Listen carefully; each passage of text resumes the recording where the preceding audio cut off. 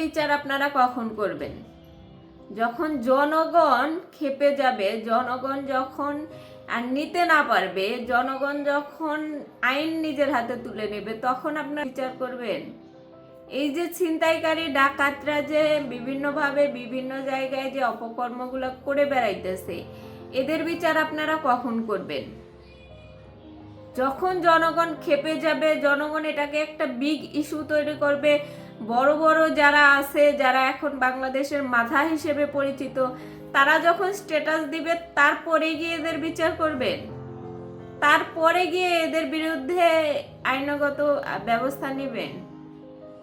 এখনো বাংলাদেশের মানুষ এমন একটা দেশের স্বপ্ন দেখে যে দেশটাতে এই চুরি ছিনতাই অন্তত কমে যাবে, এমন একটা দেশ আশা করে যে দেশে আমরা স্বস্তির নিঃশ্বাস ফেলে রাস্তায় চলতে পারবো, আমরা অন্তত দিন শেষে দুমুঠো ভাত খেতে পারবো, শান্তিতে কোথাও বেরোতে পারবো। এখন তো শান্তি সব জায়গায় চলে গেছে, শান্তির মাই মরে গেছে। যেখানে বাসের ভিতরে নারীরা নিরাপদ না, একটা বাসের ভিতরে 50 সিটের একটা বাসে দুজন নারী 50 জনের ভিতরে 48 জনই কোনো কথা বললো না। যে দেশের মধ্যে ক্লাস 4-এ পড়া একটা মেয়ে ফুল আনতে গিয়ে ধর্ষিতা হয়, লাশ পাওয়া যায়, এদেরকে কারা মারে, কেন মারে? বর্তমানে অ্যাক্সিডেন্টটাও এমন ভাবে বেড়ে গেছে, এটাকেও নজর থেকে বের করে দিলে হবে না। অ্যাক্সিডেন্টের পরিমাণ এত পরিমাণ বেড়ে গেছে যে ট্রাকের সঙ্গে মুখোমুখি সংঘর্ষে বেশিরভাগ অ্যাক্সিডেন্টই এরকম। ট্রাক সিএনজির সাথে সংঘর্ষ, ট্রাকের সাথে মোটরসাইকেল সংঘর্ষ। এই যে ট্রাক চালকরা, এদের যে বেপরোয়া গতি, এদেরকে আসলে শাস্তির আওতায় আনা হবে কিনা বাংলাদেশে? আমাদের মনে হয় যে এটা পরিকল্পিত অ্যাক্সিডেন্ট। এখন বর্তমানে অ্যাক্সিডেন্টের পরিমাণ যে পরিমাণ বেড়ে গেছে, আপনারা খোঁজ খবর নিয়ে দেখবেন যে এই অ্যাক্সিডেন্টে যারাই মারা যাইতেছে, তারাই কোনো না কোনো ভাবে এই যে জুলাই অভ্যুত্থানের সাথে জড়িত ছিল।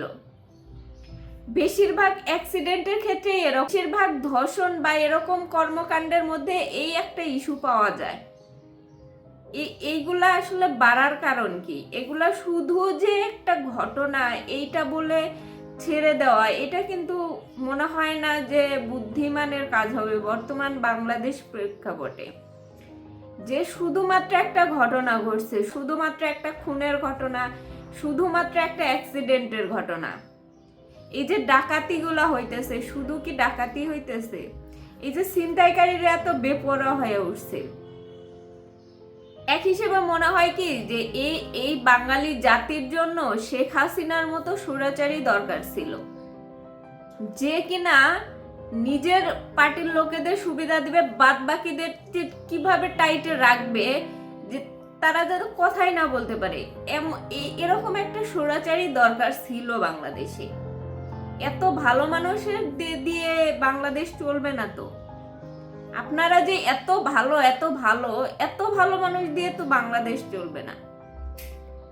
বেশি ভালোর দেশ আসলে কখনোই ভালো হয় না। আপনাদের দেখতে হবে যে এই দেশটার মধ্যে কোন জায়গায় কোন পয়েন্টে কোথায় কি করতে হবে, এই জিনিসটা জনগণের নিরাপত্তা আগে দিতে হবে। আপনারা যদি জনগণের নিরাপত্তাই না দিতে পারেন, তাহলে এই দেশটা চালিয়ে আপনাদের লাভ নেই। যতই সংস্কার করেন, রাজনীতির ক্ষেত্রে সংস্কার করেন, লাভ নেই তো। জনগণ যদি যেখানে ভালো না থাকতে পারে, ভালো না হইতে পারে, সেই জায়গায় রাজনীতিকভাবে সবকিছু পরিবর্তন করলাম, কলেজে ছাত্র রাজনীতি বন্ধ, সংবিধান চেঞ্জ করে ফেলেন, যত যাই করেন না কেন, সাধারণ মানুষের নিরাপত্তা হইতেছে আগে। সাধারণ মানুষের নিরাপত্তা কতটুকু দিতে পারতেছেন, এটা খেয়াল করতে হবে যে সাধারণ মানুষের নিরাপত্তা আগে, তারপরে গিয়ে আপনারা সংশোধন করেন, কি করেন সেটা করবেন। সাধারণ মানুষ এদিকে মরে যাইতেছে, এদিকে ছিনতাইকারীর হাতে সর্বস্ব হারাইতেছে, ডাকাতের হাতে সর্বস্ব হারাইতেছে, এ নিয়ে কোনো মাথা ব্যথাই নাই আপনাদের। ডেভিল হান্ট করে কোনো লাভ নেই। ডেভিল হান্ট করে কাদের ধরতেছেন? ছিনতাইকারীরা তো আরামসে ছিনতাই করতেছে। রাতের অন্ধকারে বাসের মধ্যে মেয়েদের হয়রানি করা হইতেছে, ধর্ষণ করা হইতেছে, এগুলা ব্যাপারে কারো কোনোই মাথা ব্যথা নাই। এগুলা ধরার কোনো খবরই নাই। আপনারা ডেভিল হান্ট করে কাদের ধরতেছেন তাহলে? এই যে সেনাবাহিনী নামাইছেন, সামরিক বাহিনী, যৌথ বাহিনী, এই বাহিনী সেই বাহিনী, এদের আসলে কাজটা কি? এরা কি করতেছে? কোথায় কাজ করতেছে?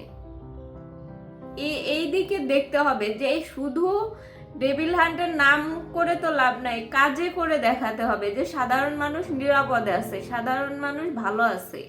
এই জিনিসটা করে দেখাইতে হবে। এত ভালোগিরি দেখায়েন না আপনারা, এত ভালোগিরি দিয়ে দেশ চলে না। কিছু কিছু জায়গায় শক্ত হতে হয়, খুবই শক্ত হতে হয়। সবাই ভালো থাকেন, সুস্থ থাকেন। আল্লাহ হাফেজ।